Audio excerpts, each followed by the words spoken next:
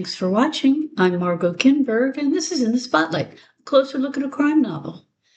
All fictional sleuths are a little bit different to each other, but some fictional sleuths are more unconventional than others, and that can add to a novel if it's done well.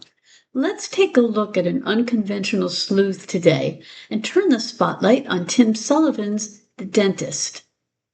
Detective Sergeant George Cross and his police partner, Detective Sergeant Josie Otte, are on the scene when the body of a homeless man is discovered in Redland near Bristol. He is later identified as Leonard Carpenter, a dentist. On the surface, it looks very much as though he was killed by another homeless man. In fact, the police already have their suspect, a man called Terrence Whitby, nicknamed Badger. Cross notices a few inconsistencies and wants to investigate a little further. He's given limited and reluctant leeway, and he starts asking questions. The first question is, of course, if Whitby didn't commit the murder, then who did? Cross and Otte meet Carpenter's family and soon find the case more complicated than they thought.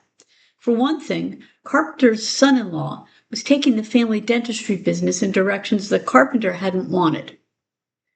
And in fact, his son-in-law was stretched very thin financially.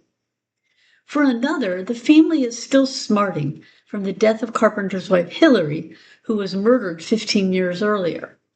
That murder was never solved, and Carpenter was obsessed with finding out the truth. There are also hints that neither Carpenter's death was investigated as thoroughly as it should have been. If that's so, then why? Does that mean the two deaths are related? Cross and Otte have their work cut out for them, as the saying goes, as they untangle the threads of this case. So, what keeps this novel going? What are the elements in it? Well, as I say, this novel features an unconventional sleuth. And one of the most important elements in the novel is the character of George Cross. He has Asperger's, although he functions at a high level. This limits his social skills. In fact, he often causes offense, not because he's malicious, but because he is both focused and not skilled at understanding nuance.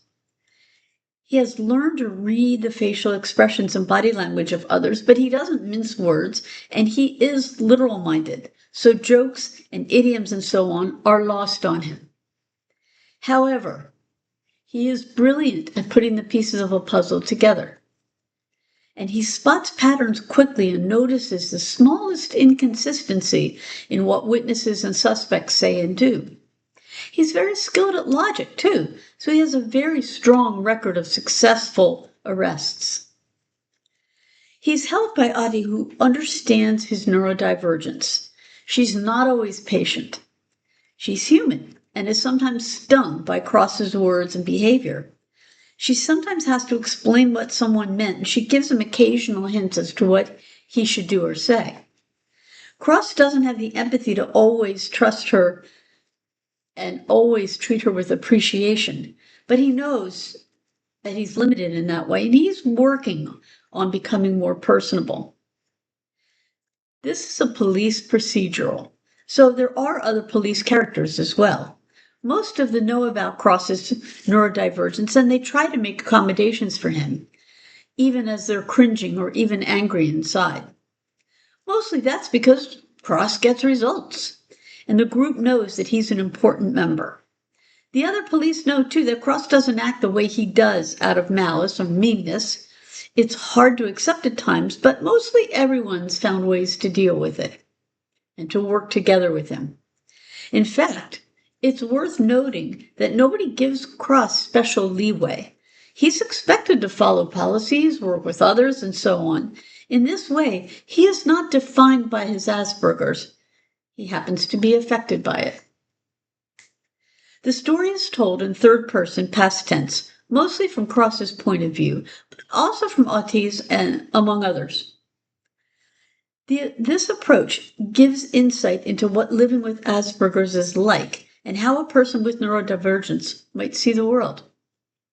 The Dentist is the story of the seemingly uncomplicated murder of a homeless man that turns into something much more.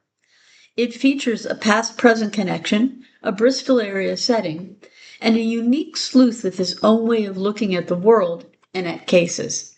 This has been In the Spotlight. I'm Margot Kimberg. Thanks for watching.